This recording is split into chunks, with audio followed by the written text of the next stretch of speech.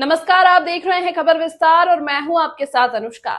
रीवा उत्कृष्ट शासकीय उच्चतर माध्यमिक विद्यालय मारतंड क्रमांक 1 के छात्रावास में कीड़े मिलने के मामले में कलेक्टर रीवा द्वारा जहां एक शिक्षक को निलंबित कर दिया गया था, वहीं प्राचार्य सहित बालक बालिका छात्रावास के वार्डन के खिलाफ कार्रवाई लंबे समय से लंबित है। मामले को लेकर आज प्रधानमंत्री जन जागरण अभियान के सदस्य उमेश पारी के नेतृत्व में कलेक्टर को ज्ञापन सौंपा गया, जिसमें प्राचार्य एवं बालक बालिका छात्रावास के वार्डन के खिलाफ लंबित कार्रवाई की मांग की गई। मीडिया ने कवरेज के दौरान प्राचार्य मारतंड 1 JP जायसवाल का भी बयान दिया, जिन्होंने यह बात स्वीकार की कि छात्रावास में भोजन में कीड़े मिले थे। उसके 15 दिवस पहले से ही वह मेडिकल अवकाश पर थे। ऐसी स्थिति पर उन्हें दोषी मानना कतई न्याय संगत नहीं है। वहीं दूसरी ओर निलंबित शिक्षक शिवेश श्रीवास्तव के मामले पर प्राचार्य ने कहा कि शिक्षक केवल अध्ययन अध्यापन का कार्य करते हैं एवं समय समय पर प्राचार्य एवं वरिष्ठ अधिकारियों के दायित्व का निर्वहन करते हैं। छात्रावास में उनकी कोई दखलंदाजी नहीं है। वार्डन कैलाश पांडे एवं बालिका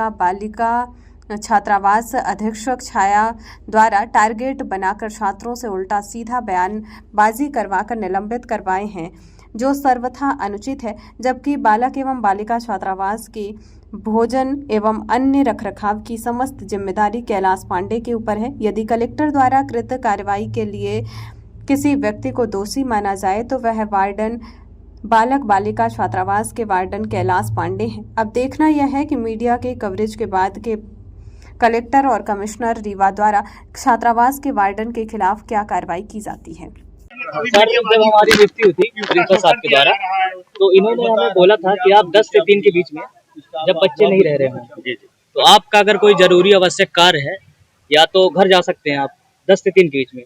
तो अभी मैं उस समय घर गया था। क्या आपने अनुमति ली थी प्राचार्य से जाने के लिए? प्रचार से नहीं, हमारे यहाँ सूचना देके गए थे। बताइए, अभी पेपर चल रहे बच्चे के, अब बताइए ऐसे समय में आप बताइए। नहीं तो मैं आवश्यक कार्य था ना घर में। तो क्या अब आपने तो जा पेपर परीक्षाएं आवश्यक कार्य नहीं है क्या? आवश्यक कार्य है, वो भी है। भाई आप गार्ड हैं और गार्ड की सुरक्षा व्यवस्था आपके हाथों है और आप छोड़कर बिना किसी को जानकारी दिए गायब रहे। सर, पहली बात तो यहाँ की जो मतलब ड्यूटी का शेड्यूल है वो कुछ फिक्स नहीं किया गया है हमारा। ना तो ऐसा कोई हमारे पास नियुक्ति पत्र है। मौखिक रूप से बता दिया जाता है, कभी आपको 18 घंटे करना है, कभी आपको दिन में करना है, कभी आपको रात में करना है। तो बताइए ये क्या सही है? रिकॉर्ड है कोई रिकॉर्ड है आपके पास इस तरह के? अब रिकॉर्ड तो नहीं किए थे नियुक्ति के समय।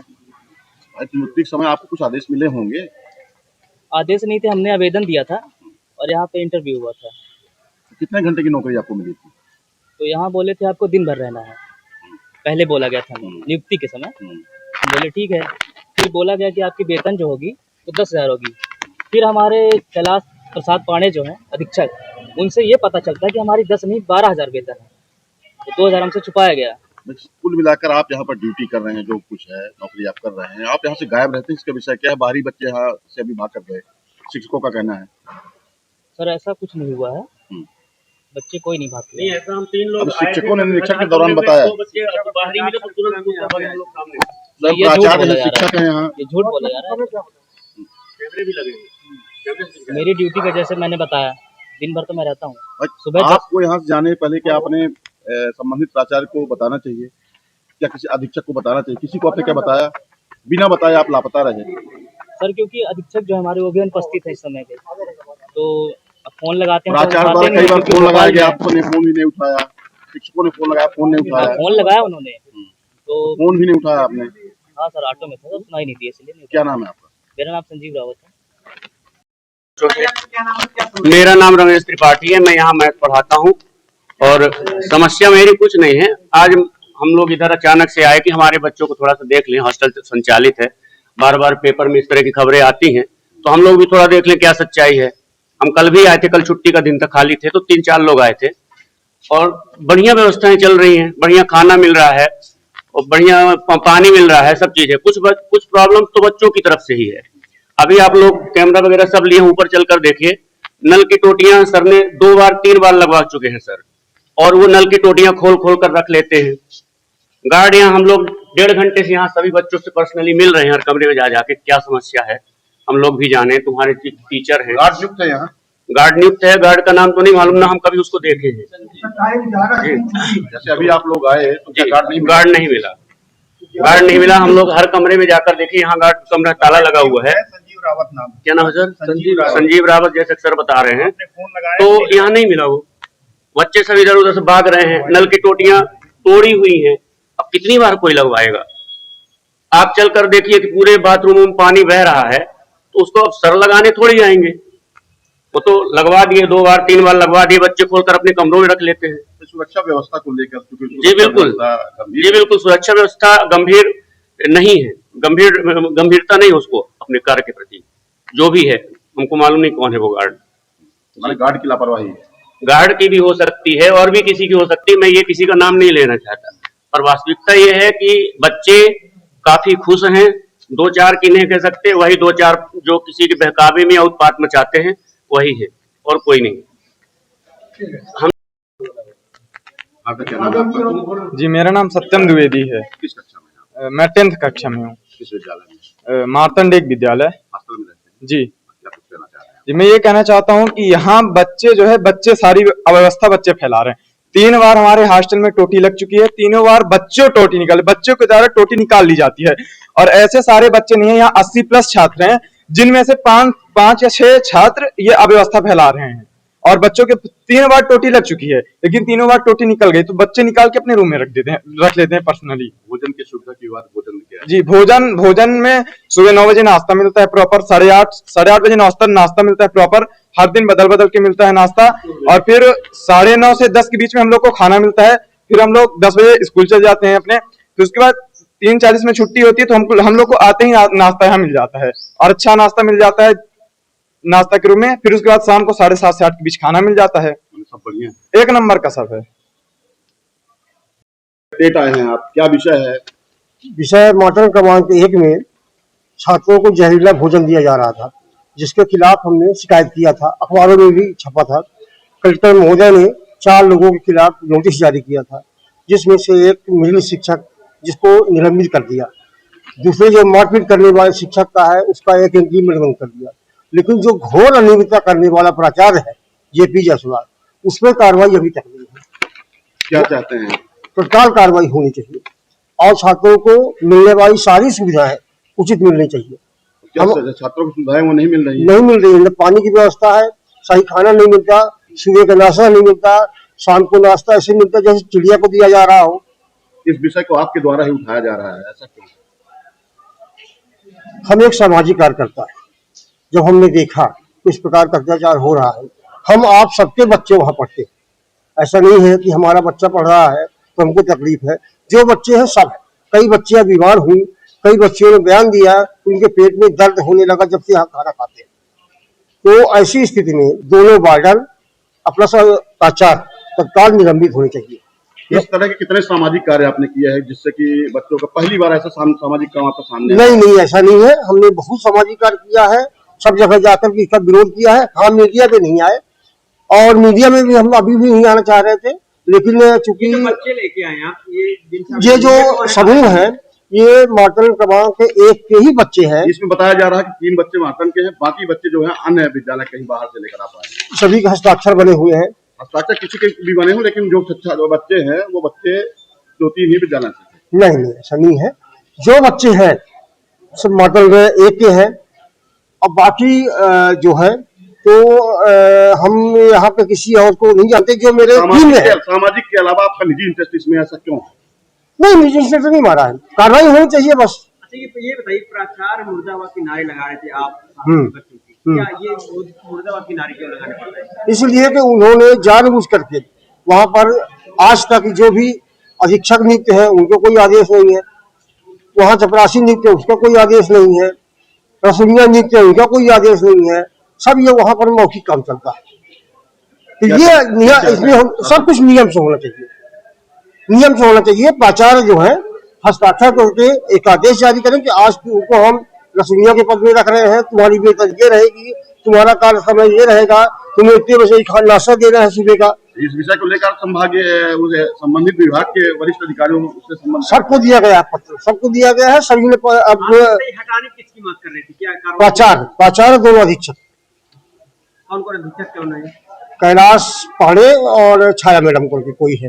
ज्यादा हमारा उनसे संपर्क नहीं है, बस छात्रों के बताए अनुसार ही मैं काम कर रहा हूँ। आपका क्या नाम है? उमेश बारी मेरा नाम है। कौन संगठन है? मैं प्रधानमंत्री जन जागरण अभियान का राष्ट्रीय महासचिव। बात कर रहा था तो एक वहां पर तथाकथित जो अपने को समाज सेवी बताते हैं, उमेश बारी जी, जिन्होंने अपना नाम बताया है, वो मुझे बच्चों से बात करने के लिए रोक रहे थे। कह रहे थे आप बच्चों से बात मत करिए। हमने कहा बच्चों बाहर गए हो, क्यों गए हो, कैसे गए हो, तुम्हारा तो पेपर अभी शुरू होने वाला 1:30 बजे। लेकिन उन्होंने उन बच्चों को कहा कि तुम लोग ऊपर चले जाओ और यहाँ मत रुको। हम बच्चों से बात कर रहे हैं, उनसे बात करना चाह रहे थे कि उनकी पठन पाठन कैसे, क्यों बाहर घूम रहे हो, परीक्षा होने वाली अभी आधे घंटे बाद।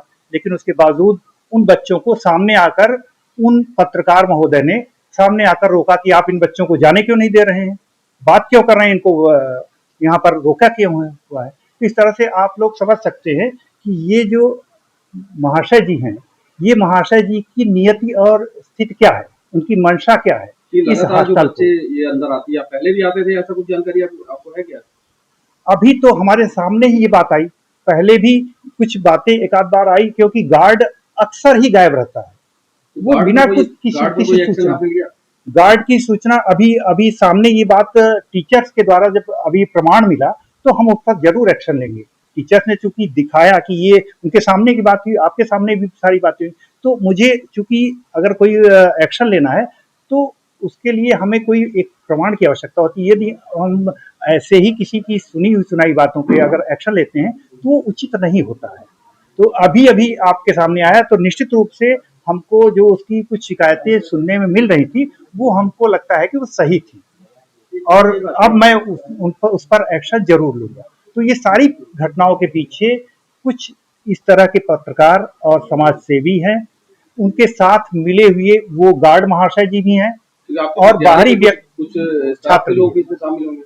अब ये तो मैं सीधे तो मुझे जानकारी नहीं है, हो सकता है कुछ लोग उनसे मिले हुए हों, मतलब इक्का दुक्का। ऐसे टीचर्स की हमारी कोई नहीं है, टीचर्स तो हमारे बहुत अच्छे हैं, लेकिन ये हम कंफर्म नहीं कह सकते कि हमारे टीचर्स उनके साथ संपर्क में हो। लेकिन एक आवेदन पत्र भी कलेक्ट्रेट कार्यालय पहुंच के सौंपा है, कुछ बच्चों को भी लेके गए थे जी, और आपके खिलाफ और वहाँ के छात्रावास के जो अधीक्षक वगैरह हैं उनके हटाए जाने की मांग को लेके कुछ नारेबाजी कर रहे थे।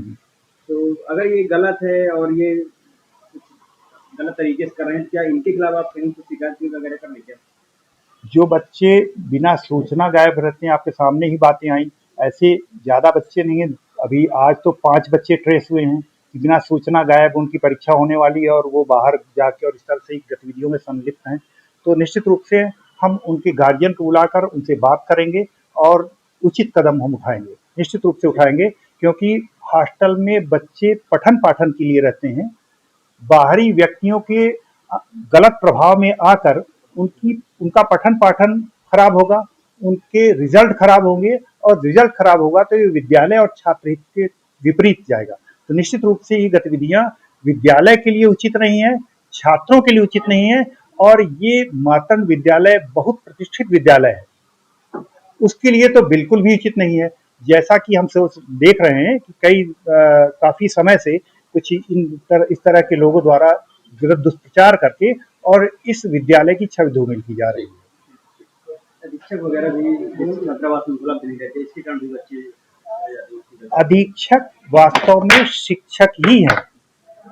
दूसरे हॉस्टल और यहाँ हॉस्टल में थोड़ा फर्क है। दूसरे हॉस्टल में केवल अधीक्षक होते हैं, वो केवल अधीक्षक का कार्य करते हैं। यहाँ के जो अधीक्षक हैं वो विद्यालय में पठन पाठन करते हैं, विद्यालय की शैक्षिक गतिविधियों में भाग लेते हैं, और उसके बाद जब यहाँ से खाली होते हैं तो हॉस्टल भी देखते हैं। तो इस तरह की व्यवस्था है, ऐसा नहीं है कि वो टीचर केवल हॉस्टल में वार्डन का ही काम करेंगे। तो जब वो नहीं रहते हैं, जब वो यहाँ विद्यालय में अन्य कार्यों में, शैक्षिक गतिविधियों में या पीरियड में हैं, तो उस समय गार्ड का वहाँ होना आवश्यक होता है, ताकि बाहरी व्यक्ति वहाँ अंदर नहीं प्रवेश करें और इस तरह के आवारा तत्व जाकर और बच्चों को बरगलाएं नहीं, उनका नुकसान नहीं करें।